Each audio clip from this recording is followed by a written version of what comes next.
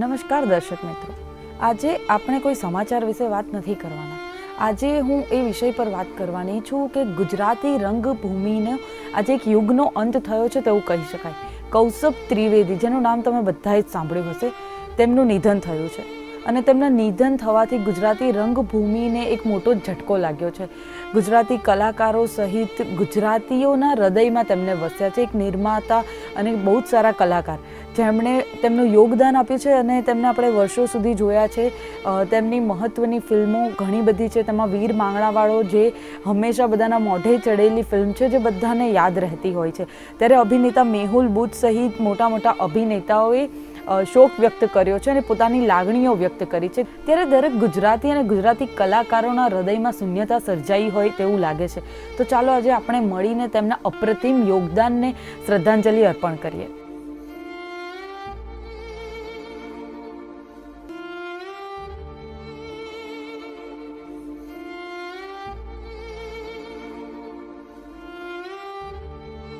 મારી જિંદગીનું પહેલું નાટક આજથી લગભગ 39 વર્ષ પહેલા સ્નેહરંગ, કાંતિ મળિયા દિગ્દર્શિત ઉપેન્દ્ર ત્રિવેદી પ્રોડક્શન્સનું કૌસ્તુભ ત્રિવેદી પ્રસ્તુત સ્નેહરંગ.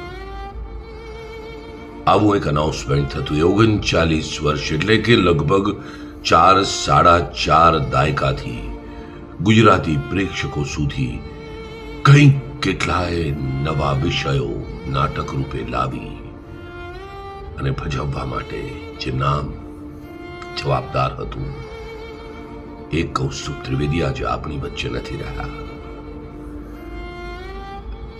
કૌસ્તુભ ત્રિવેદી એટલે માત્ર નાટકના નિર્માતા કે પ્રસ્તુત કરતા નહીં, પણ કૌસ્તુભ ત્રિવેદી એટલે ગુજરાતી નાટ્ય પરંપરા અને પ્રેક્ષકો વચ્ચેનો એક અડીખમ સેતુ. અને આજે કૌસ્તુભભાઈના ગયાથી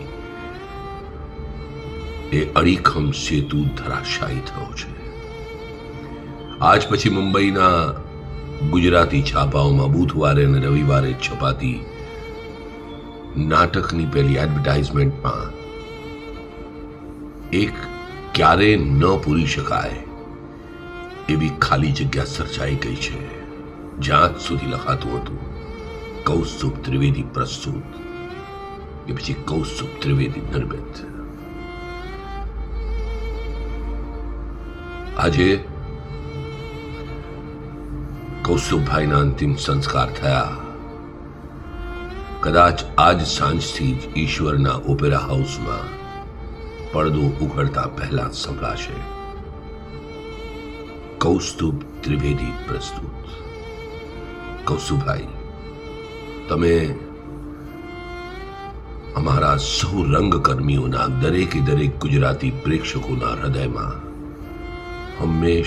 હંમેશને માટે ધબકતા રહેશો. We miss you.